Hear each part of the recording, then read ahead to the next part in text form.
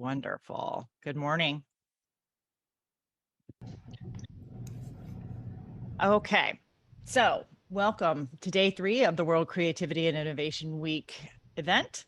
This morning, we have the pleasure of having Delaney Renolds with us. She's going to be speaking about the seas are rising and so are we. Delaney is a 4th-generation Miamian who splits her time between the cosmopolitan city of a few million people where she was born and No Name Key, a 1,000-acre island in the Florida Keys, where her family owns a solar-powered home. She is a Foote Fellow and Singer Scholar at the University of Miami Rosenstiel School of Marine and Atmospheric Science, where she's pursuing a double major in marine science and coastal geology, as well as a minor in climate science and policy. Delaney is founder and CEO of the Sink or Swim Project, an NGO focused on climate education and advocacy, as well as its website, www.miamisearise.com, where she publishes a popular blog, Delaney's Blog. She is a board member for the CLEO Institute, a Dream in Green Youth Ambassador, a celebration of the Seas Youth Ambassador, and sits on the Miami-Dade County Committee of the Rockefeller Foundation's 100 Resilient Cities. Former services roles include acting as the Director of Sustainability for the Miami Beach Pop Music Festival and member of the Philippe Cousteau's Earth Echo International Youth Leadership Council. Delaney is also a senior at the University of Miami, doubling in a major in marine science and coastal geology with a minor in climate policy. This upcoming fall, she will begin pursuing a joint law degree and PhD graduate degree from the University of Miami. She is also the founder and CEO of an educational nonprofit focused on climate change called the Sink or Swim Project. Good morning, Delaney. Thank you so much for being here. Good morning. Thank you so much for having me. So the floor is yours. Take it away, ma'am. Thank you. Allow me to go ahead and share my screen.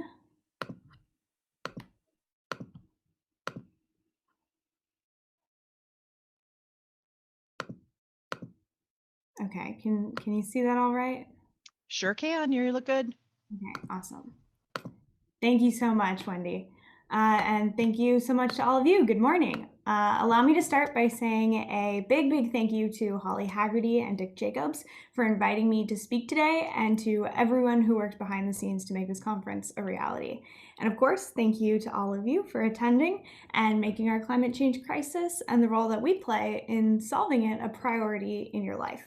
Over the next few minutes, I'm going to be telling you a little bit about myself, some of the things that I do and have done, my work, some of the recognition that it's received, but I want to start by explaining very clearly that the only reason I'm explaining and talking about myself is not just to talk about myself, but to get up here and to hope that some of you, even if it's just one of you, will leave here today and think that if I can do these things, if Delaney can do these things that I'm about to share with you, then so can you. Each and every single one of you. You see, I'm going to share some kind of cool things, but nothing that I am doing or have done is all that special. Each of you have within you the ability to change your community, to change the world. And I hope that when you leave here today, you will think a little bit about that and decide to pursue your passions, whatever they may be. So I'd like to start with a little message. I want you to meet my protege, Delaney. Hello, Delaney. I've heard so much about you. Have a seat. Delaney Renolds, 16-year-old budding scientist, somebody who found out about climate change and sea level rise. And she's really engaged and she's really interested and she wants to tell other kids about it. Is it true? I've heard that you are a student of climate change. Yes, that is true. That's very impressive at your age. I go into classrooms and community centers and I speak to anyone that's going to listen about the problem. This graph shows predictions for sea level rise, and I show them real science from IPCC reports, Union of Concerned Scientists, NASA, and they get it. A message of hope, a message of solutions. And the surprising thing was it came from a kid. Today, I'm going to talk to you guys about my passion, which is global warming and sea level rise. So it seems like that's the trend with the youth movement. Yeah. It's like more and more people accepting what's happening. We have to come together and decide whether we want to sink or swim. Is there going to be a Miami when she grows up? Is she going to be able to raise her family here? Is she going to be able to live here? What if Miami can't be saved? Will you leave? if that does happen, then we're either going to have to get out or build up. But I actually have hope that that won't happen. We will be able to solve this problem. I think we have to solve this problem. 16 years old and so filled with promise and potential and hope. Have we given you hope? Yes, finally, I found some hope. We talked about hope. Can we do this? And we came to the conclusion that, yeah, we can. We just need to get kids on board, and we need to get our political leaders on board.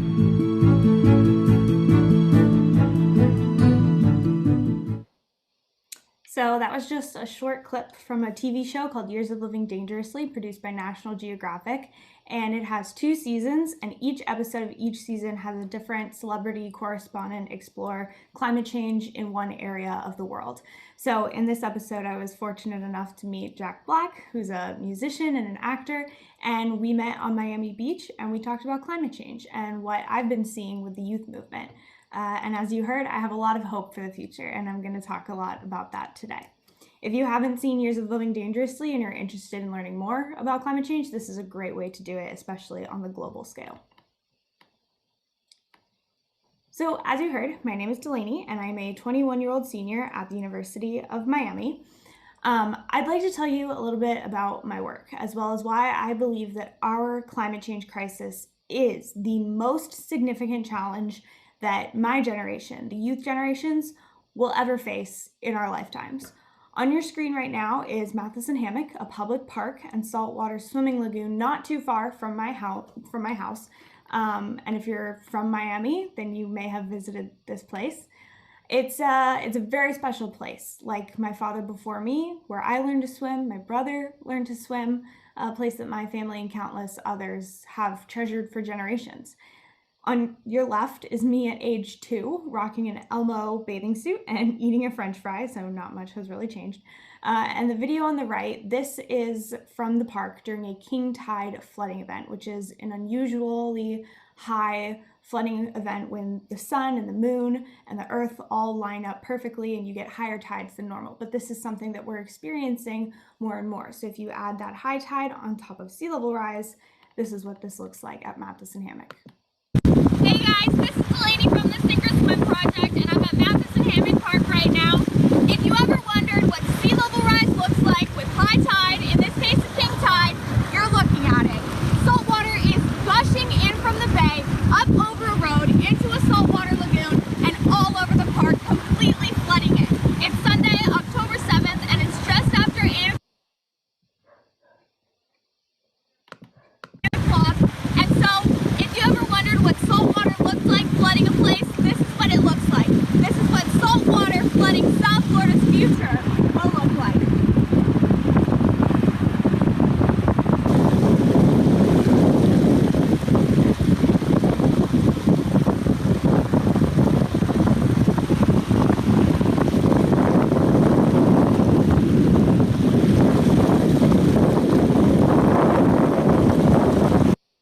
So as you heard me mention in the video, I'm currently standing on what is supposed to be a road, but it was completely wiped out by Hurricane Irma in 2017, and it's actually still undergoing construction to be rebuilt.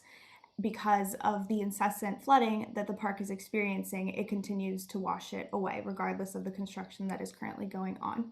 So while NOAA predicts that sunny day flooding, just like what you're looking at in this video, currently happens about 6 days per year in Miami-Dade County, the prediction is that by 2030, by the time that I'm about 30 years old, events like this could be happening 80 times per year. And by 2045, we could see this type of flooding 380 times per year. So sometimes more than once a day during the 2 high tide events. So if we're experiencing this now 6 times a day, think about what that would look like 380 times per year. Also, like you heard, I'm the 4th generation of my family to live in Miami, and growing up in Florida, I've split my time between Miami and a very small 1,000-acre island in the Florida Keys called No Name Key that has just 40 solar-powered houses on it. So in a way, you could say that my life has literally been surrounded by water, and because of that, I've always had a love for nature and a fascination with the ocean. And those passions led me to write, illustrate, and publish 3 children's books on ecology topics based on the Keys in between elementary and middle school. And it was while I was researching for those books that I started to learn about climate change. And I decided that I wanted to write my fourth book on sea level rise. So I began by interviewing scientists to learn as much of the science as I could, business and homeowners to learn how they were being impacted down here in South Florida, as well as policymakers to see what they were doing, if anything, in their communities to help their citizens with sea level rise. And so the point of the book is to tell these stories about people who are being impacted by climate change in our community so that others can read it and try to understand what it's like to be in our shoes and live with this flooding, and also talk about how we can solve it, of course. So I took everything that I was learning in these interviews, including the fact that I felt that young people weren't quite yet aware of the magnitude of what was happening or what we needed to do to solve the problem, and I founded the Sink or Swim Project, which is a nonprofit organization that aims to educate people about climate change as well as seek solutions to try and save South Florida and places just like it all over the world before it's too late. My goal is to educate as many people as possible, especially children, about our climate crisis. I've lost count of how many thousands of kids that I've given lectures to at this point, but if you ever stop and think that no one cares about this topic or the science, just take a second to look at this photo filled with students listening to my presentation. This is actually one of 3 full presentations that I gave in one day, where I spoke to over 1,000 students in just one day. So kids definitely care about our climate change crisis. That's some good news. So another way that I've been involved through the Sink or Swim Project is politics. So in this case, I learned about the Miami-Dade County budget for the 2015-16 fiscal year, and it was about $7 billion, and it mentioned sea level rise in one sentence, and they didn't plan to allocate any money towards the problem, even though we were already seeing the impacts and feeling them. And I was really unhappy with that. So I wrote some blogs about what was happening, and a lot of people ended up reading them and encouraged me to keep fighting for funding. So along with some other children here in South Florida, we spoke in front of the mayor and the commissioner. And I actually wrote my speech in the car on the way to the commission meeting, and it was pouring rain. Manhole covers were literally lifting up off of the streets, and I wrote a speech that I call Raindrops, so I'd like to play that for you. Hi, my name is Delaney Renolds. I go to Palmer Trinity School in Palmetto Bay. I'd like to comment on the budget and sea level rise. As I drove here, it was raining, and as it rained, I imagined that there were millions of raindrops falling from the sky. In fact, there probably were. And as I thought about coming here, those raindrops were a metaphor for your $6.8 billion budget. And I thought to myself that just one of those drops is equal to the small amount of money which you are allocating in the budget towards mitigating sea level rise. First, there was little to nothing. Then $75,000. And I think I heard today about $300,000 were allocated. I'd like to suggest that that's not enough, that our community and environment deserve more. And in fact, I respectfully ask that you increase this line item to $1 million, and certainly nothing less than $500,000. What I've not told you yet is that I am the founder of an educational initiative related to educating children about sea level rise, entitled Sink or Swim, my website being miamisearise.com. And that through my work with this initiative, I can tell you that children, future voters, and their families, current voters, are deeply concerned about sea level rise. I implore you to show the world that Miami-Dade County is serious about sea level rise and dramatically increase your expenditure in this year's budget. We need to stop talking about it and start taking action to work together to address the catastrophe that our community faces. Thank you for your time and your consideration. Thank you so very much. So I'm pleased to tell you that as a result of some other children and I going out, speaking up, using our voice, the mayor revised his budget and agreed to allocate $300,000 towards sea level rise solutions that very day. And he also appointed Miami-Dade County's very first chief resiliency officer. Later in the year, the sea level rise budget was increased to $1 million, and today it's actually closer to $2 million. While that is nowhere near enough to solve our climate change crisis, it's a start, and it goes to show you that no matter how young or old you are, you have a voice in politics and you can help change things for the better. Of course, as enthusiastic as we kids are about climate change, that's not the case with some adults, especially some of our political leaders. Florida's former governor refused to do anything to address the problem, and he even banned officials from using phrases like climate change, sea level rise, and global warming within the government. As you may know, we've had a new governor since 2018, since our last midterm election, and he has taken a different approach. He's actually talked about environmental issues, and he's appointed brand new positions. And this has given a lot of people some hope that things would be different under his administration. And he still has time to make that the case, but I haven't seen any indication that he will really commit to addressing the core cause of climate change, which is fossil fuel emissions.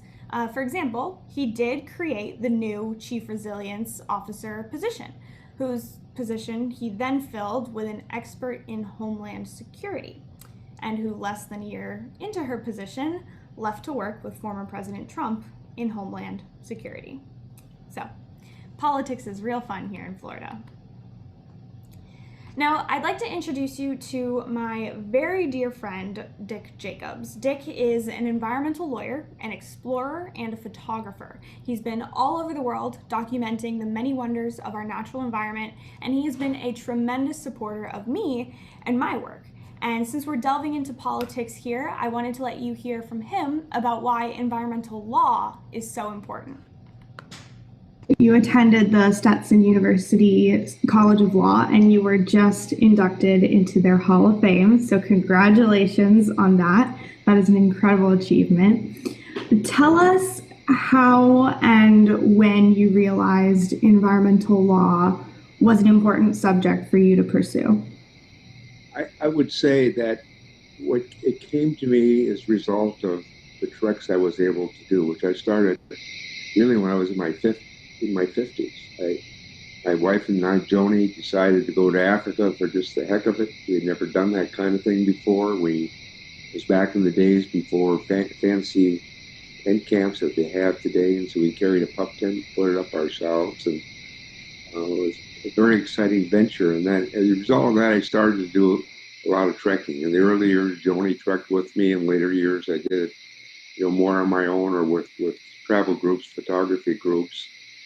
And after trekking the 7 continents, it became very clear to me that this is the only home we have. And if we don't take care of it, everything else we dream of, think about, or want to do simply cannot occur. We have to take care of the home that we have. It's ours to take care of, or it's ours to destroy. And I just became obsessed with the idea that we needed to protect it. So why have you continued to fight for the environment and on behalf of our planet in such a passionate way for all this time? Why have you continued to do so? Well, anything that's worth doing takes a lot of dedication. It takes time. I think something that's so important as taking care of our planet is something that will not be a problem that will not be solved in a minute. We've built up a whole society as if we didn't have to take care of our planet. We build up a society as if all the resources that are on Earth are infinite, which they aren't, that all the resources on Earth are for ours to do with as we want to, which they aren't. And it takes a lot of mind changes to get this right. So most everything that of this nature that we've had to do has taken a lot of effort. There are a lot of no's, there are a lot of defeats, but ultimately, if you keep at it, somewhere down the road, you succeed. And that's what we have to do. We just have to succeed in this mission, or we're going to be in for a long-term mess. Along the way, it became quite clear to me that the future belongs to the young people.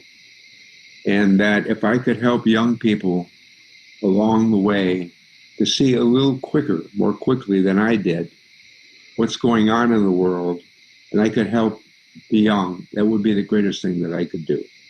And so I've tried to concentrate on that. And I think there are really 2 reasons for that. One, as I said, is that our generation, the generation that I'm from, which starts in the 30s, I'm now approaching my 90th birthday, hasn't done a very good job of taking care of the earth. We've left it in the hands of the young, so therefore we need to help them turn it around. But the second thing is, if you look at history, what goes on in history, culture precedes political change. Political change does not come first. Political change comes in response to culture. So if we can get the young culture on the right track with support of, say, folks my age, and get young folks involved where they're taking up a mission and going to ultimately have political change, that's how it's got to occur. We get the culture right, ultimately then the politics gets right. So, speaking of politics and some of the previous comments that I made about specifically Florida politics, it's actions just like that that have led me to get pretty heavily involved and sometimes even try to circumnavigate politics. Because of the lack of political action or will here in Florida during my lifetime, 7 of my friends and I have filed a lawsuit against the state of Florida and its leaders because we believe that the state is not upholding its legal duties to protect our water, our land, our environment, and the atmosphere by burning fossil fuels and releasing massive amounts of carbon dioxide into all of it. None of us ever, of course, expected to sue anyone for anything, but we each believe that we're running out of time and that we have to do everything possible before it's too late and we're forced to watch our planet, our home, burn, sink, and die. And it's actually through this work that I met and became close with Dick. He's a lawyer for Our Children's Trust, which is the nonprofit organization of lawyers who all work pro bono for free to help my fellow plaintiffs and those in similar court cases all over the world. So let's get Dick's legal expertise on the case and hear his thoughts about youth in politics. Speaking of working with youth, we have a direct connection in that way. So let's talk about Our Children's Trust. How did you first learn about and become involved with their organization? In the mid 2000s or 2015, in 2015, I should start that way. In 2015, after doing the treks, being fortunate enough to trek 7 continents, I decided to put together a book about my experiences called Wanderlust, which was photographs and which was oh no, there we go. Wanderlust, which was photographs and lessons that I learned trekking the 7 continents. And I closed it with a story of my favorite philosopher, Albert Schweitzer, who won the Nobel Peace Prize, I think, in the 1950s or 1960s. He was a physician by training. He was a preacher by training.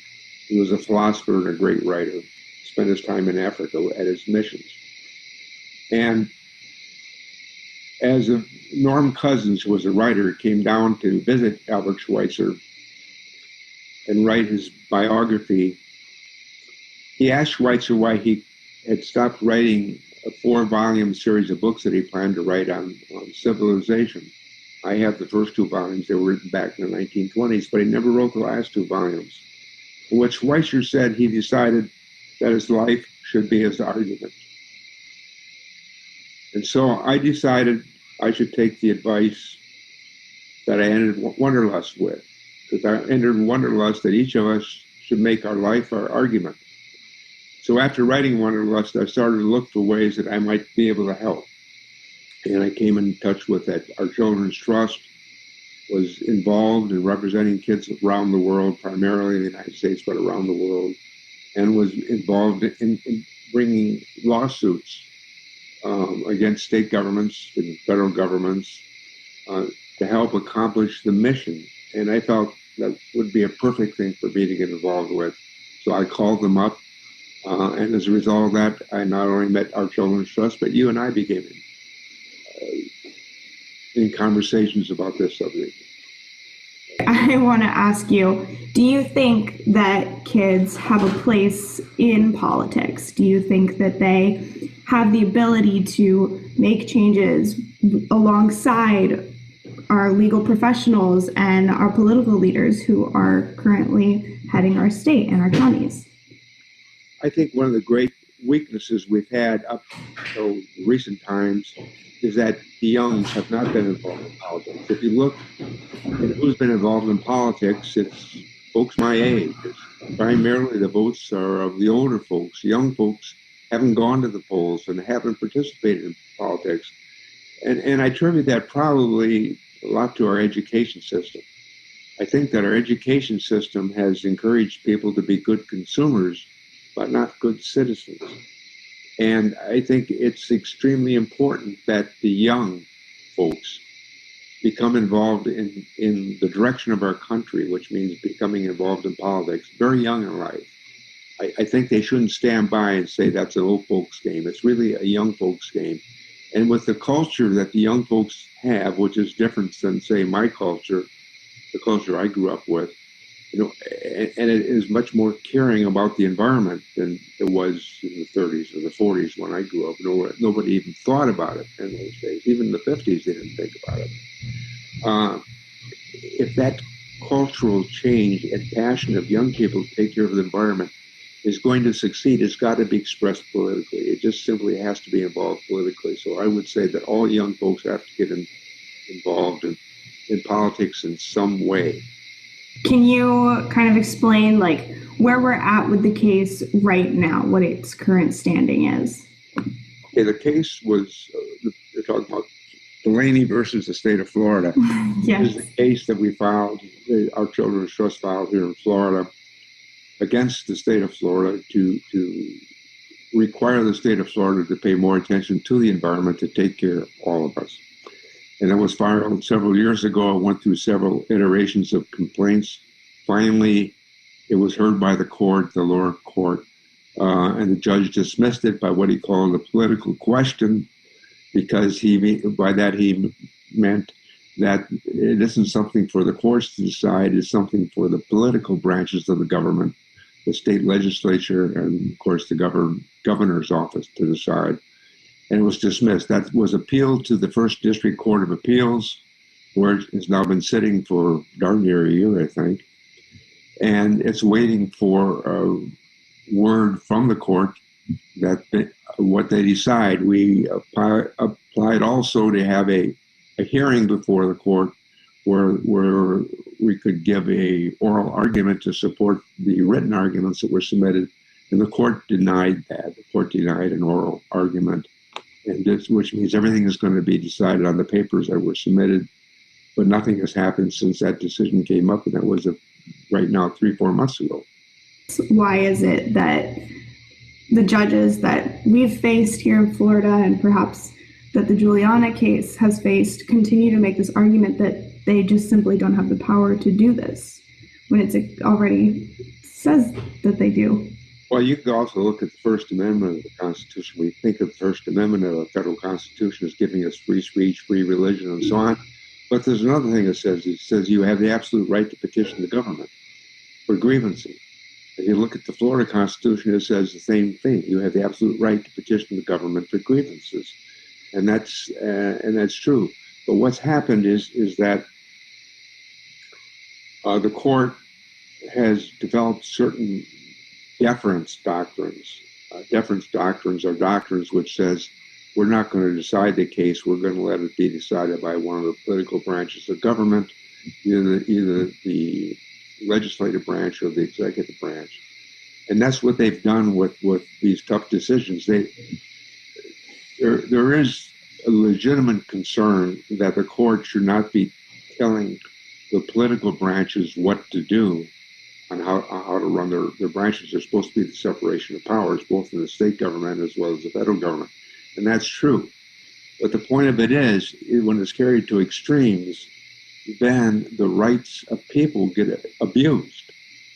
They simply get ignored. And that's where I think we are today, in the sense that the court has become too deferent to the federal level, and too deferent on the state level to allow the political branches to do things which in reality infringe upon the rights of people. And one of the rights of people is the right to a healthy environment. So although we filed over 2 years ago, now at this point, April 2018, we just had our very first hearing last summer, where the judge, like Dick said, acknowledged the state's motion to dismiss the case. Unfortunately, the judge ruled to dismiss the case, and we are now working on filing an appeal at the First District Court of Appeals. So our case is far from over, and my co-plaintiffs and I are still very optimistic and hopeful for the future of this case. You heard us mention the Juliana case, so that's a lawsuit very similar to our own that the Trump administration had been fighting tooth and nail every step of the way. But young people, just like us, we have to start somewhere, even if it will be a long and a hard journey. That's how social justice is achieved. It's never easy, but it is possible. It is an extremely aggressive approach, but youth all over the world have proven that it is possible to work with their countries and governments to address their concerns over the climate change crisis. For example, on the top left, a group of children in Colombia have provided our planet with tremendous hope by recently winning a lawsuit in which their country has now vowed to protect the Amazon rainforest for future generations. Another group, on your bottom right, in the Netherlands, won a lawsuit ruling that the national government must reduce its fossil fuel emissions in the country by at least 25% compared to 1990 levels. And these victories have inspired similar climate-related cases in dozens of other countries, including Canada and New Zealand. So there is hope that this is possible, that we can achieve a great victory for the state of Florida and for the United States in decreasing our fossil fuel use through our governments. Now, I'd like to let you hear from Dick one more time, as he is coming out with a brand new book, Democracy of Dollars, which is the result of being thwarted in problem solving by government inaction when action is most certainly needed. So I'll let him tell you a little bit about his book. So in addition to being a lawyer, like you mentioned, you're an explorer, you're an author, you're very multifaceted. You've published this incredible book that you brought up, Wanderlust, filled with amazing images and stories of some of your travels. I think one of my favorite ones is when you went to Iceland and studied the mackerel war. I think that's so funny, but incredibly interesting. And the pictures there of the ice diamond are gorgeous, absolutely incredible. But now you're coming out with a new book, Democracy of Dollars. So tell us what that is all about. Yeah, it's supposed to be issued the first week in May of this year. Democracy of Dollars is supposed to come out. And Democracy of Dollars was really a result of what we have been talking about, of my trying to get active. And during the course of trying to become active on certain climate issues and being disappointed in the government's response, I started to examine in some depth what it is that's going on in our politics that makes it so ineffective. And so Democracy of Dollars is really a comparison of the country as it is today with the democracy of people, which is what our founding fathers had in mind when they put the Constitution in effect in 1789 or so. It was a long time ago. But they didn't see the problems we have today. And we have a country now that's become an oligarchy that's become run more by money than it has been by people. In fact, we're seeing right now after the last election, which had such a huge turnout of people, one of the largest turnouts ever, not only in numbers, of course, but in percentage of voting. There's only one election that had more people voting than the last one. But that's disappointed certain political people. And so they've started up a great movement now to restrict, to make it tougher for people to vote, because they realize if all the people vote, some of the things that go on in the country are going to stop.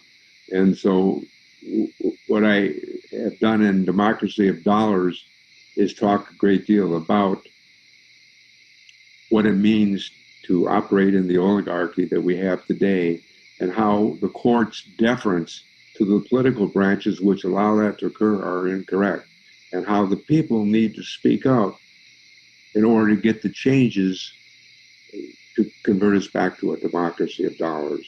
And I used 2 or 3 prime examples in there. One of the examples is the Juliana case, which would vote a chapter to that. So Dick's new book comes out in May in celebration of his 90th birthday. And I would like to highly encourage everyone to grab a copy, as it is a fantastic book with a lot of very interesting stories and information And I'd also like to thank Dick for taking the time to sit down and speak with me about the case and the role that youth can play in politics, as well as, of course, all of his support of me and my fellow plaintiffs in our continued fight to save our climate. So thank you, Dick. So in addition to being a lawyer, now, why are young people taking such actions to sue their government? Well, the reality that we face requires us to think boldly and to be aggressive. Many politicians are more concerned about protecting antiquated technologies, fossil fuels, than they are about protecting our future. Think about the fact that just recently, leaders in Texas were attacking renewable energies for causing the power outages they experienced after the latest major snowstorm. Well, the facts are that only 39% of Texas's power is renewable, and even then that had little to nothing to do with their outages.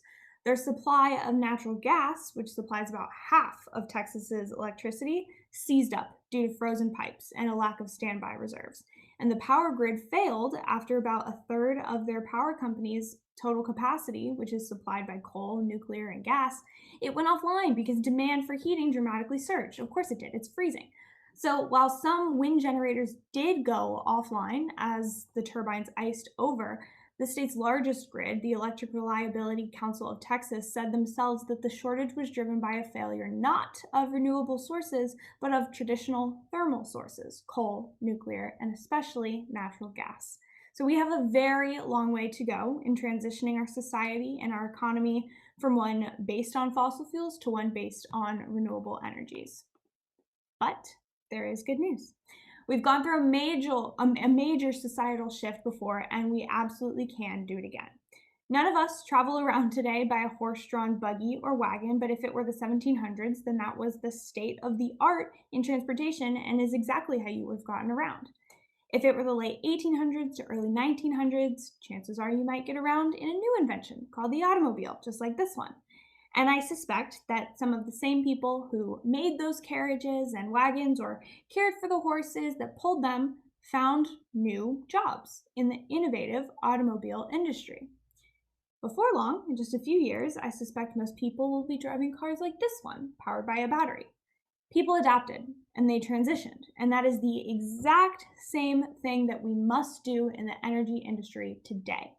Luckily, it's already beginning. Car manufacturers and companies such as General Motors, Honda, Ford, Volkswagen, and Jaguar have all begun to shift towards selling products that are solely electric. There's some more good news for our country. After 4 years of climate inaction and denial, on January 27th, which is actually Climate Day, current President Biden signed many executive orders, 4 of which were directly climate related and aimed to tackle 4 different things. So the first one is international measures, which includes steps like rejoining the Paris Climate Agreement, which we now have officially done. Number 2 is domestic measures, which includes the formation of the White House Office of Domestic Climate Policy, a pause on new oil and natural gas leases on public lands or in offshore waters, as well as the elimination of fossil fuel subsidies within the federal government, which is really good news. Number 3, environmental justice, which addresses racial equity and the broader societal impacts that the reliance on fossil fuel production have had on certain communities. And number 4, scientific integrity. So he's committed his administration to actually listening to science, which is a crazy concept, right? President Biden also has a $2 trillion climate plan to achieve a carbon-free electricity sector by 2035 and nationwide net zero emissions by 2050. So very ambitious and awesome goals to have. However, to achieve them, President Biden has to rely on Congress, which at this point will be very difficult in a pretty evenly divided Senate. However, if he were to declare a state of emergency, a climate emergency, it would allow him to secure some additional funding to fight the climate change crisis and would actually allow him to circumnavigate Congress and enact portions of his $2 trillion climate plan. Like I said, this is our reality now, and it's only going to get worse. So we need to focus on the solutions that cut back our carbon emissions, as President Biden is aiming to do. A great example of that is solar power. Scientists predict that 50% of the state of Florida's energy needs could come from the sun by 2045 if we were to just start taking that goal seriously. That could happen in my lifetime. And so after learning about multiple solar ordinances in the state of California, I thought that it would be a great idea here in the Sunshine State of Florida to implement something similar. So I wrote a letter to about a dozen mayors here in South Florida asking if they would be interested in writing a solar law. And the mayor of the city of South Miami, Mayor Stoddard, was the very first to respond, and he was very enthusiastic about the idea. However, his one condition was that I, at 15 years old, had to help him write the law. So after working many months together on writing the law, drafting it, rewriting the codes from California to mold and fit the ones in South Miami, here I am on the left speaking in front of the commission and Mayor Stoddard in support of the solar ordinance. And a few months later, South Miami actually became the first city in the state of Florida, making Florida the second state in the United States to have a law that requires that any new construction of a house or material renovation of an existing house must install the maximum amount of solar panels on their roof. So while I can vote now, I didn't yet have a vote when I helped Mayor Stoddard write this law and implement it. So if you or your children or your grandchildren are interested in implementing a solar law into your very own city to help make our planet a more sustainable place, then this is something that anyone can try to do regarding any sort of topic that you're passionate about. It starts with reaching out to your local politicians, mayors, commissioners, and getting involved. Another way to become involved in your government is on a global level. So a few summers ago, I was asked to speak in front of the United Nations General Assembly on behalf of the Everglades National Park. And I was joined by about 30 other children, as you can see in this picture, and we talked about a pledge that we created called Our Ocean Pledge. We asked all the dignitaries and excellencies to sign it and to pledge to keep our oceans safe and protected for future generations. So here, for example, is Prince Albert II of Monaco and actor in United Nations Environmental Goodwill Ambassador Adrian Grenier signing our pledge. So it was an amazing week filled with so much learning from other youth who are also just as passionate about the environment as I am, but also getting to see the inner workings a little bit of the United Nations. So it was an absolute honor. Now, as I conclude my comments today, allow me to take you back to Matheson Hammock Park one more time. As much as I love the place and places just like it all over South Florida, I do hope that the day will come when sea level rise does not threaten our region's very existence. I would welcome the opportunity to work on something other than filming videos at dawn on a Sunday morning like the one that I showed you earlier. And as much as I love the magazine, I'd be happy to not spend the day in a dress in the mangroves and salt water during a National Geographic photo shoot just to bring awareness to our climate crisis. It would be great to not have to do those things, but I will continue to fight this fight for as long as I have to, and I would encourage all of you to fight with me, to not give up hope, to realize that while we will have setbacks, what we're fighting for is far too important to give up hope. All over the planet, youth are standing up and using their voices to speak on behalf of our Earth. Because we're fed up. We're tired of the inaction. And that's why you're all here with me today, hopefully. You're all tired of it too. And that, to me, gives me the greatest hope for our future.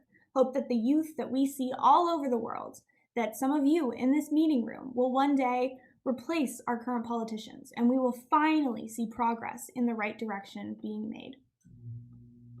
I want to encourage every one of you to continue fighting, to continue to have hope, no matter how dark things are on a given day.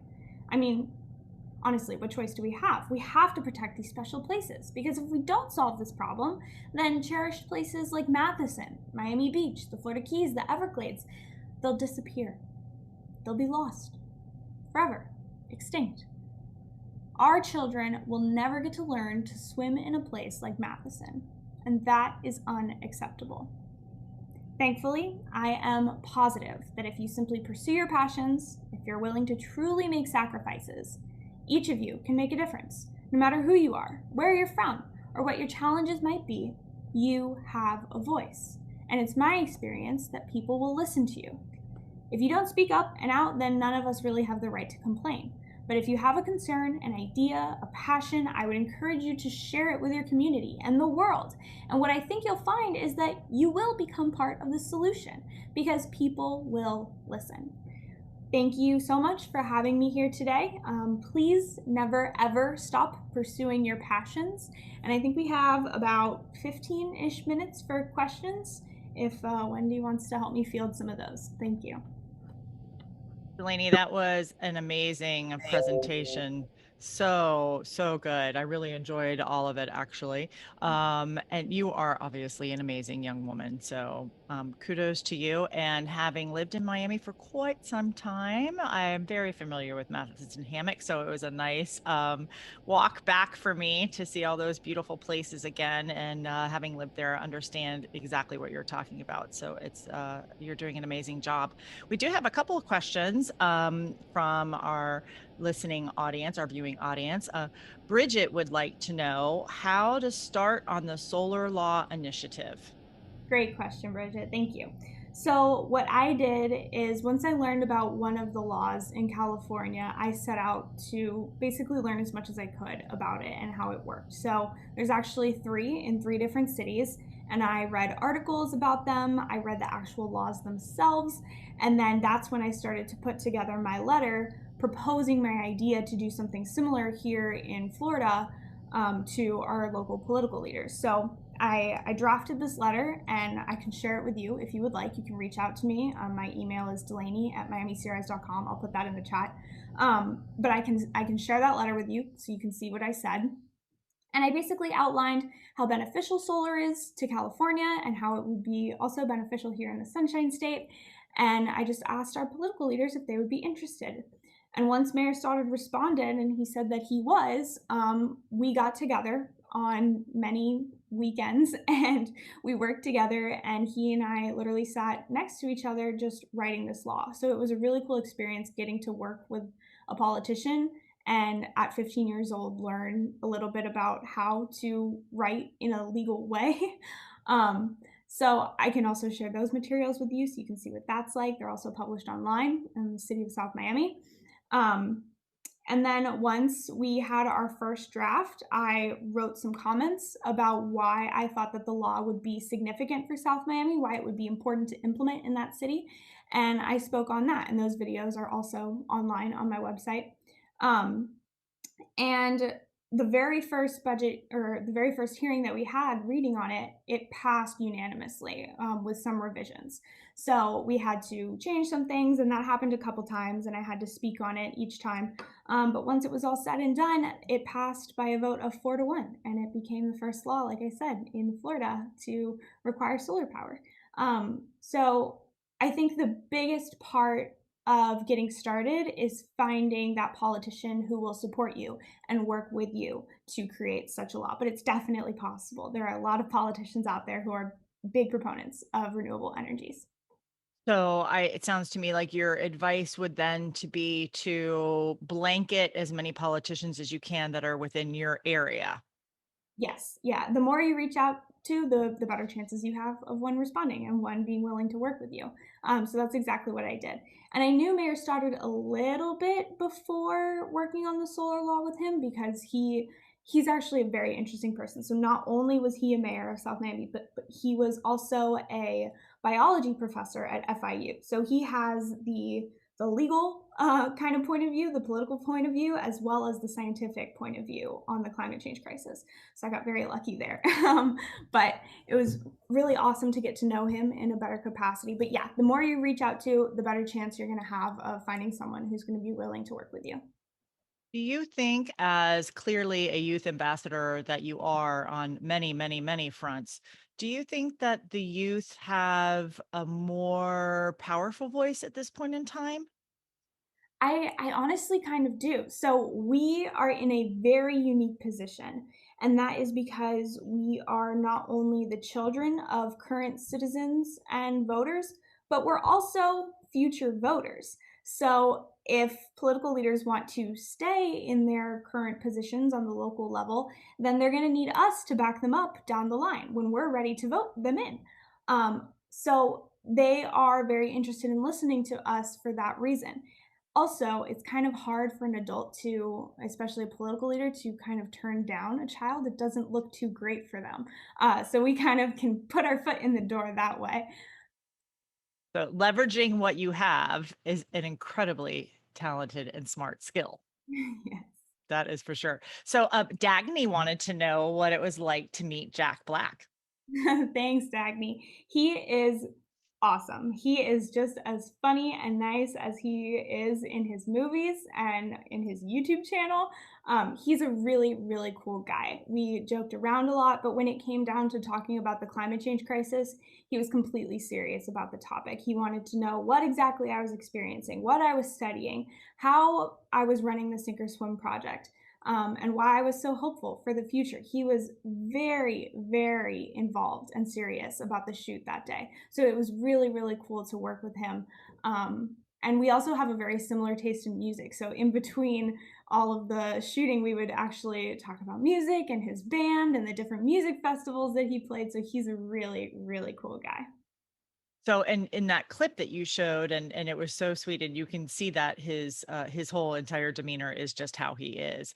But he said that he had gotten some hope from you, and you had mentioned earlier in your presentation that you also have hope. So, what is it that you're most hopeful about right now? So I think the thing that I'm most hopeful about right now is the momentum behind the youth climate movement. So before COVID started, we saw millions of children flooding the streets to demand that their political leaders enforce some sort of climate action by way of the Fridays for Future climate strikes that have been happening that were inspired by Greta. And so to see so many kids finally speaking up, speaking out, literally yelling at their politicians from the streets, it's super encouraging to me because it shows me that while maybe today's political leaders aren't always so keen on implementing the different solutions that we need because they're kind of blinded like a horse by oil companies and fossil fuel companies who are paying them to do so, it shows me that in the future, we as kids aren't going to put up with that. We're going to take the actions that we need to take. We're going to implement the solutions that we need to. We're going to transition our society from one based on fossil fuels to one based on sustainable energy. And we're going to replace those politicians when they don't listen to us and agree that our climate change crisis is the biggest issue that we are currently facing and will continue to face. So that's where a lot of that talk of hope with Jack Black came from. He spent the week talking to scientists. He spent the week talking to, sorry for the airplane noise. He spoke to scientists, so he was kind of hearing like the doom and gloom of Miami's going underwater. He spoke to some architects who talked about, again, how Miami's going to be underwater, how they need to change the way things are built. He actually spoke to a psychologist who talked about like climate change depression and anxiety and that kind of stuff. And then at the very end of the week, he finished the shoot with me. And so that's where his little sliver of hope came from with the youth generation and the fact that we're doing stuff, we're here, and we really do care. Oh, that's wonderful. That's amazing. Another question for you in the chat. I understand that in other countries, there is an agreement that climate change is considered a reality. Here in the US, there is not a universal agreement that that is an issue. In your experience, are people in the US starting to acknowledge it more as an issue? And do people agree that it is a problem? Are there more people that agree it's a problem or more people that don't think it's a problem? Good question. So yes, the United States is not signed into really any international agreements except for the Paris Climate Accord right now. But that's not uncommon for the United States. There are a lot of international legal treaties that the US also just isn't signed into. So there's the United Nations Law of the Sea, which literally governs how you can govern the waters around your state up to a certain point, and we're not signed into it. We've said that we'll follow some of the rules, but we're not officially signed into it. So it's not uncommon for the US to do that.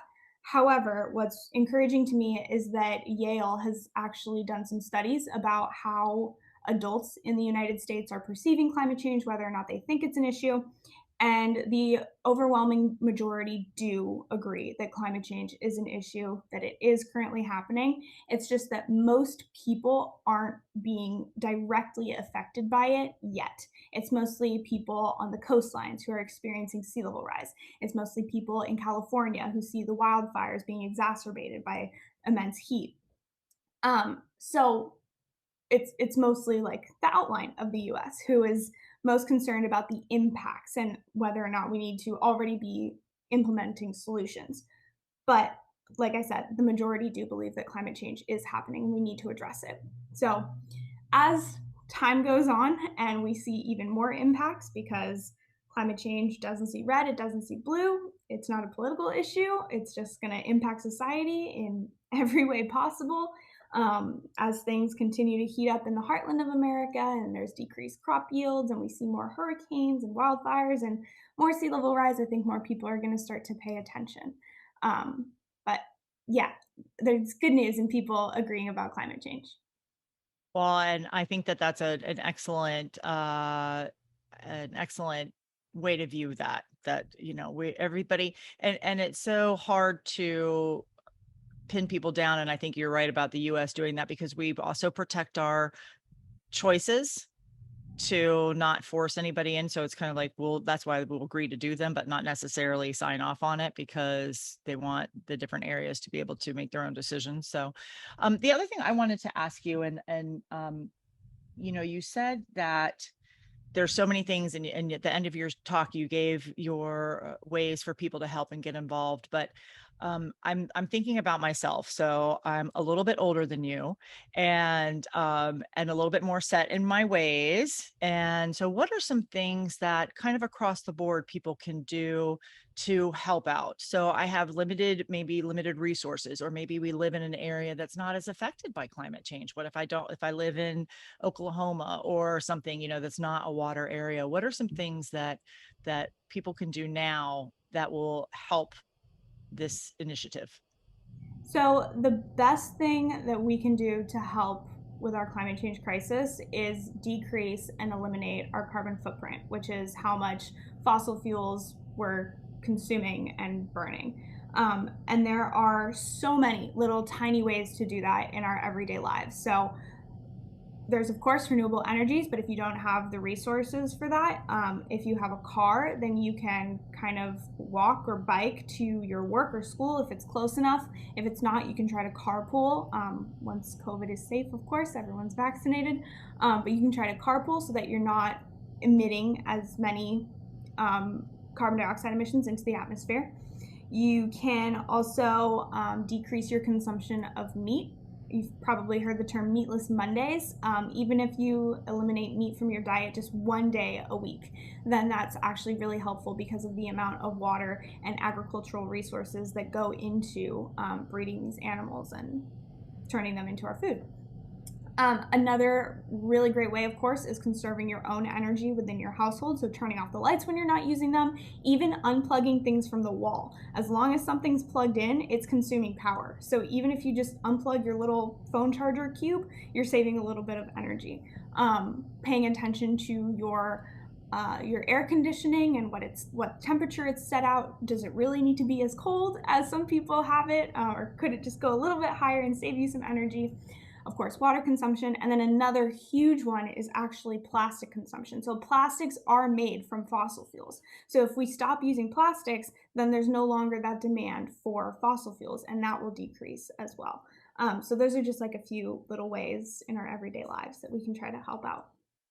Well, and Delaney, that is amazing. And I think that I hope that as you continue to spread the word and do your amazing work for the rest of your life, that it's the little things like that people feel like sometimes it's too much and it's too big and it's just not my problem. And you have certainly shown so many people that it does not have to be the case with just your desire to make this a global issue. Obviously more recognized, it already is a global issue, but I think that I think people feel like they just don't have a voice, and they don't have nothing that I'm going to do is going to make a difference.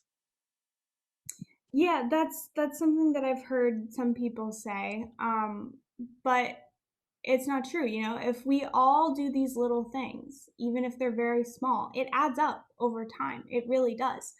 Um, and just really any way that you can contribute to bettering our environment will ultimately better our environment. Even in, of course, spreading the word too. Like if you're using reusable cups at home, you can't see it because my background, but if you're using reusable cups, then you maybe your friend says, "Oh, I like your cup," and you say, "Yeah, you should get one too. It's reusable. You just wash it every day. Then you don't have to use water bottles." That's two people no longer using water bottles, plastic ones, single-use plastic. It's it's really about just dedicating the time in your life to make the changes and then educating others. I think that's where there's a major gap in climate change advocacy. I think that a lot of people just aren't properly educated about what the crisis is and how it's impacting us, and especially what we can do. A lot of people see it as a huge issue because it is a huge issue. It's an existential threat. And a lot of people think, how can we tackle this? How can we do this? As long as we work together, as long as we continue to implement these solutions in our lives, then we will get there. We've seen it with the pandemic. Because there have been less people driving on the streets, the waterways in Venice, Italy have cleared up. You can now see all the way to the bottom. Smog in Asia has decreased. Just in a few months, it worked that fast. So if we were to just dedicate our time, then we can see how fast our environment will recover. So it's just taking the time to do it. Well, Delaney, thank you so much for spending your Saturday morning with us and not being out in Matheson hammock, you know, knee deep in salt water, although you probably would rather be there just for fun anyways. But thank you for everything that you do for our state, for our country, and for our globe. I hope that you continue on, and anything and everything that you would like to have happen in your life, I'm sure will come true for you because you're an amazing young lady. Thank you so much for spending your time with us today. We really appreciate it. If anybody wants to reach Delaney, I put her website in the chat, as well as you saw her socials, Miami Sea Rise, I think .org. Yes. .com, I apologize. So you can reach her there as well. Reach out to Delaney if you have any questions or would like to get further information from her.